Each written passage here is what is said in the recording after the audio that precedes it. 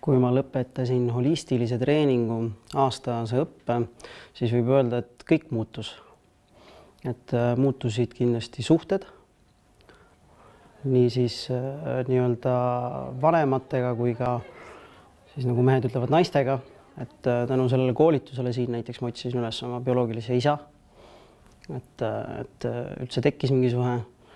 Et kindlasti, kui rääkida nüüd perest ja vanematest, et siin me õpime selgelt seda, et kui palju mõjutavad vanematega suhted nii-öelda meie elu, et kui palju meil on nii-öelda neid selliseid lahendamata küsimusi nendega. Et kindlasti seal see väga vahetu kogemus, et tõepoolest, kui mõni asi nii-öelda emale või isale välja öelda, et siis kuidas ka muutub kõik muu elus ja teistes eluvaldkondades. Väga suur muutus toimus tervises, et minu jaoks ma olin ikkagi noorena olin väga tihti haige, et ei ole nüüd viimased 7-8 aastat ei ole tarbinud ühtegi farmatseutilist medikamenti. Nii et kindlasti tervise selge tervise paranemine on toimunud. Siis holistilise treeningu siin õpitu tulemusena nii-öelda rida-realt järge ajades ja siis ütleme need, et see maailmakäsitlus aina rohkem uskudes, sisuliselt ma panin selle nii-öelda proovile või testiks siis läbi ettevõtluse. Et kas siis on võimalik, esiteks, me tihti räägime, et sooviks midagi südamest teha või südamest luua. Et just, et kas siis tõepoolest on see võimalik ja kas see toimib. Et kas, ja siin kindlasti väga palju me räägime sellest, et kuidas mõte, meie emotsioonid, meie tunded, kuidas nad loovad elu. Ja minu jaoks oli see kõige põnevam, et kuidas siis tõepoolest see mõte või tunne, kuidas ta siis loob elu ja mismoodi sellega siis teadlikult tõepoolest näiteks ka ettevõtlust luua annaks.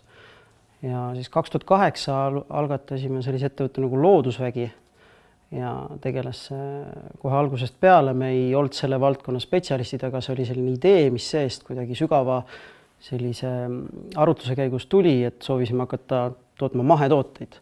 Teadmata selle juures ise, me olime ühe sõbraga siis alustasime, et teadmata ise selle juures midagi toiduainetööstusest või tootmisest. Oli ainult see idee ja mõte ja usk, et see on võimalik seetõttu, mis siin oli õpitud. Ja me alustasime Raekoja platsi jõuluturul ja täna me oleme seal, et meil on selline üle 55 toote, me ekspordime Skandinaavias ja Inglismaal ja me oleme Eesti ainukene mahebränd, mis on nii-öelda eksporditud Eestist välja. Aga ma ei usu, et see oleks nagu alguse saanud, kui ei oleks sellist infot või sellist teadmist nagu kuklas. Et jah, et selle aasta jooksul siin ikkagi selline tekib täiesti uus dimensioon või uus avarus või uus mõtteviis võib isegi öelda.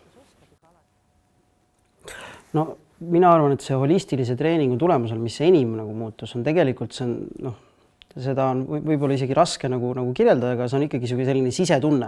Ja mis asi see sisetunne on? Minu jaoks on see moment, kus inimene on õhtul üksi voodis ja hakkab magama jääma. Et päeval meil on ikka virvarr ja kõik, aga et selles üksi olemises, kus me oleme iseendaga, seal tekib selline teatud mõttemoment või vaikus. Ja minu jaoks see kvaliteet, mis on sellel hetkel, muutus täielikult. See tähendab seda, et seal on sellist, mida sinna juurde tuli, oli kindlasti sellist rahutunnet, ei olnud ärevust. Uinud väga kiiresti, uni tuleb väga kergesti.